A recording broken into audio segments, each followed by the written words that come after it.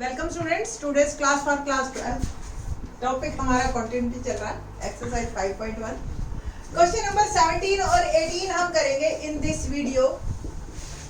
थोड़ा सा अलग से हटके है ये क्वेश्चन, अब बहुत ही इंपॉर्टेंट है और इस तरह के क्वेश्चन एक्चुअली आते हैं। अभी तक के जो भी क्वेश्चन हमने किए वो कंसेप्ट को समझने के लिए या डिसकंटिन्यूटी पॉइंट को समझने के लिए किए थे।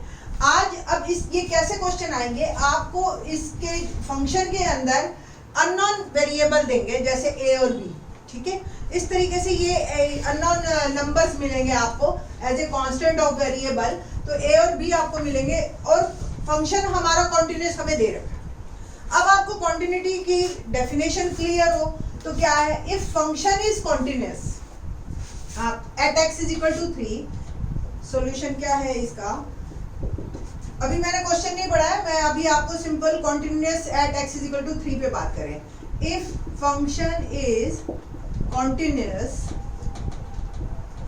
Eight x is equal to 3, it means left hand limit at x is equal to 3, right hand limit at x is equal to 3 और फंक्शन की वैल्यू 3, तीनों सेम होनी चाहिए। ये तो आपके दिमाग में सबसे पहले आ जाना चाहिए।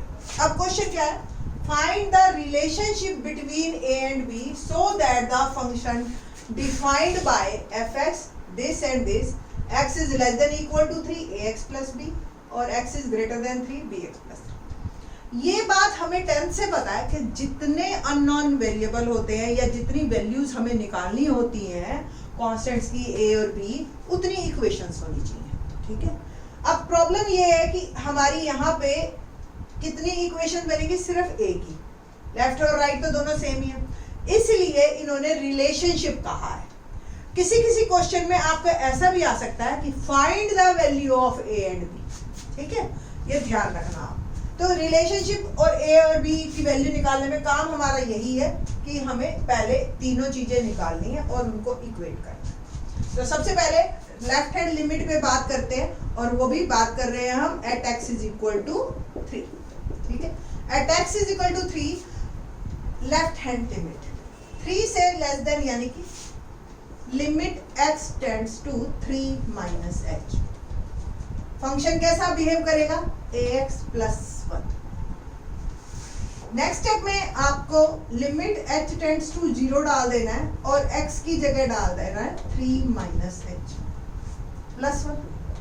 अब नेक्स्ट स्टेप में हम क्या करते हैं, h की वैल्यू 0 डालते हैं, तो पूरा फंक्शन की वैल्यू क्या आई, 3a प्लस 1।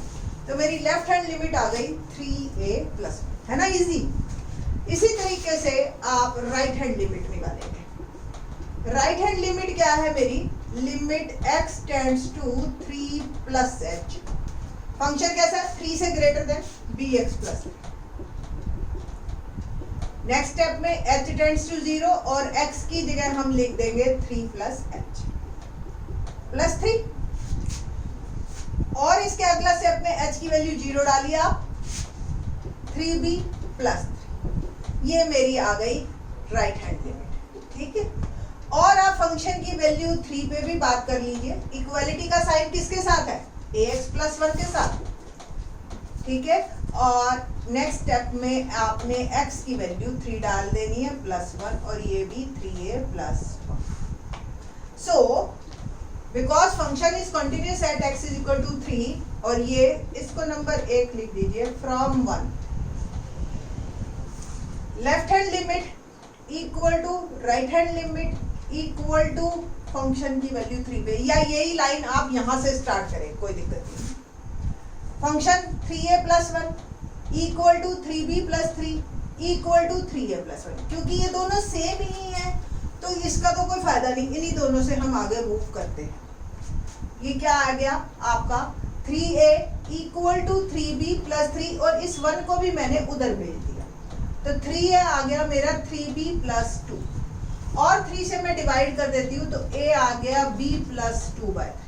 तो यही बस हमारा रिलेशनशिप है और यही हमारा आंसर है। तो इस तरह से आपके क्वेश्चन आएंगे एक्चुअल में, आपके जो 4 मार्क का क्वेश्चन बनता है ना वो इस तरीके का बनेगा आपको। तो यहाँ से आपको इंटरेस्ट आना शुरू होएगा। अब इस एक्सरसाइज में थोड़ा सा बीच का पोर्शन थोड़ा बोरिंग हो जाता है, ठीक है।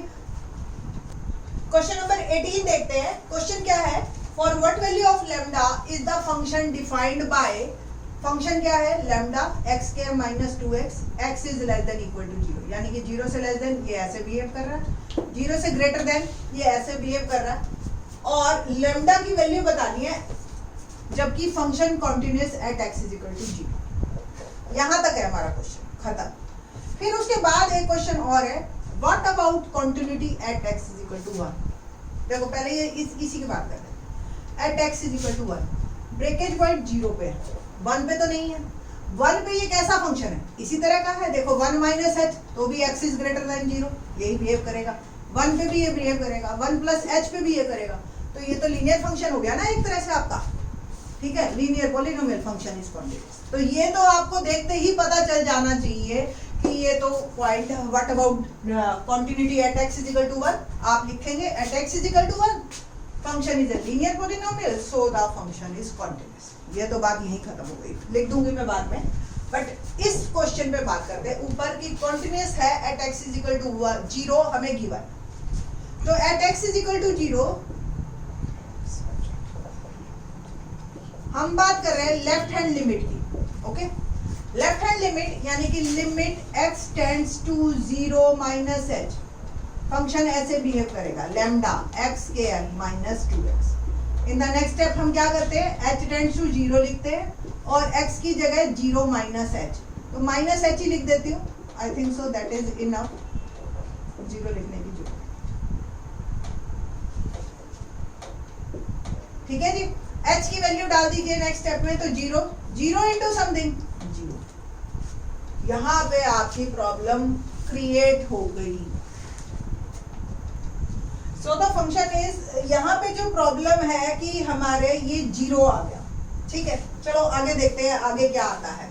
लेफ्ट हैंड लिमिट बन गई अब हमारी, और ये राइट हैंड लिमिट पे अब हम बात कर रहे हैं। राइट हैंड लिमिट क्या है, as limit x tends to 0 plus h, function ऐसे बिहेव करेगा 4x प्लस 1। नेक्स्ट स्टेप में हम क्या करते हैं, h टेंड्स टू 0 और x की वैल्यू डाल दी मैंने 0 प्लस h प्लस 1। h की वैल्यू 0 डाले आप यहाँ पे, तो ये आ गया 1।